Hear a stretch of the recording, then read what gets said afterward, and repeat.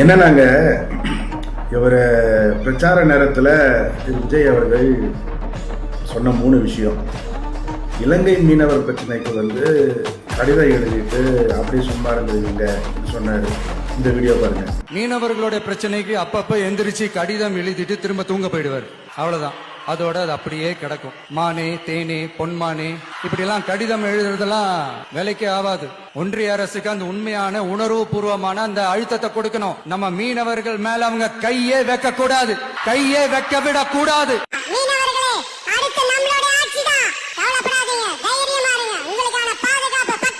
ஆனா இவர் ஆட்சிக்கு வந்த உடனே கடிதம் எழுதியிருக்கிறாரு. அப்போ அவர் சொன்ன விஷயம் எவ்வளவு பெரிய தவறு.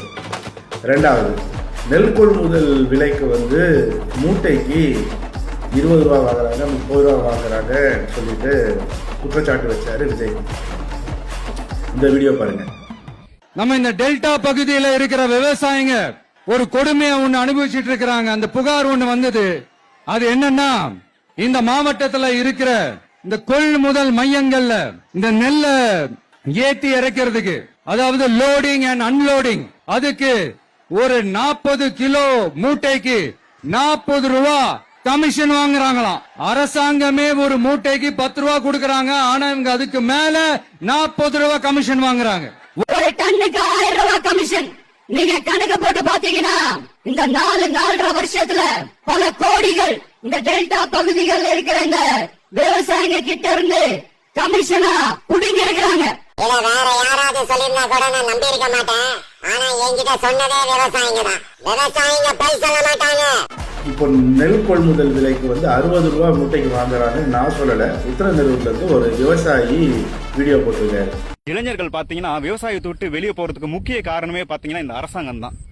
இதுக்கு முன்னாடி பாத்தீங்கன்னா நெல் மூட்டைக்கு 40 ரூபாய் 50 ரூபான்னு வாங்கிட்டு இருந்தாங்க. இப்போ தாவைக்கு அரசு பாத்தீங்கன்னா நெல் மூட்டைக்கு சமமா எல்லா கிட்டையும் 60 ரூபாய் வாங்குறாங்க. இவங்க தான் நெல் மூட்டைக்கு பணம் வாங்குறத தடுப்போம்னு சொன்னாங்க. ஆனா இப்போ 60 ரூபாய் வாங்கியிருக்காங்க. இப்போ நான் பாத்தீங்கன்னா 170 மூட்டை போட்டிருந்தேன். 170 மூட்டைக்கு ஒரு மூட்டைக்கு 60 ரூபாய், நான் 10,000 ரூபாய்க்கு மேல நான் கொடுத்துருக்கேன் பணம். அரசுக்கு போதா? இதாவது இப்போ நான் நெல் விளை வைக்கிறேன்னா நான் தான் நெல்லை விற்கிறேன். எனக்கு தான் அரசு பணம் தரணும். அரசு வாங்குறாங்கன்னா அவங்க தான் எனக்கு பணம் தரணும்.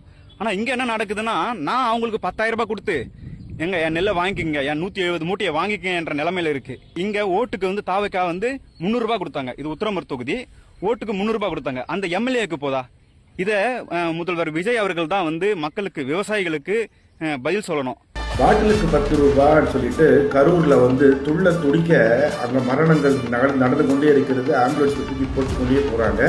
இவரு மேல பாட்டு பாடி டான்ஸ் ஆகிட்டு இருந்தாரு.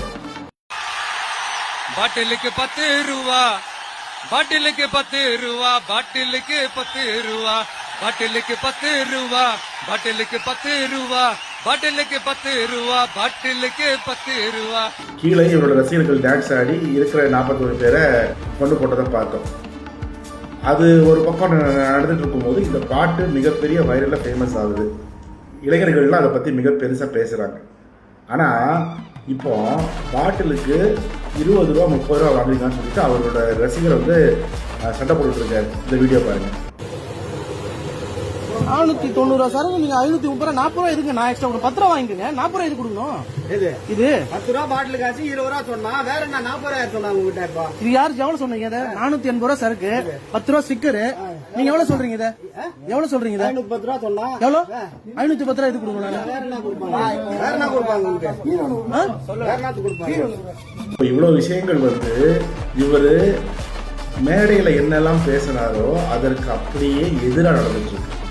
அப்போ மேடையில வாய்க்கிடிய ஸ்டாலின் சார், ஸ்டாலின் அங்கிள், இதுதான் திமுக ஆட்சியா, தீய சக்தி, டிவிகேவா டிஎம்கேவா, இதெல்லாம் பேசினாருக்கு இப்போ இதெல்லாம் செய்யறதுக்கு ஏன் துணிவு இல்லை? உங்க ரசிகர்களே கேட்கறாங்கல்ல, இன்னும் கேட்பாங்கல்ல. இனிமேல் தானே ஆட்டமே இருக்கு.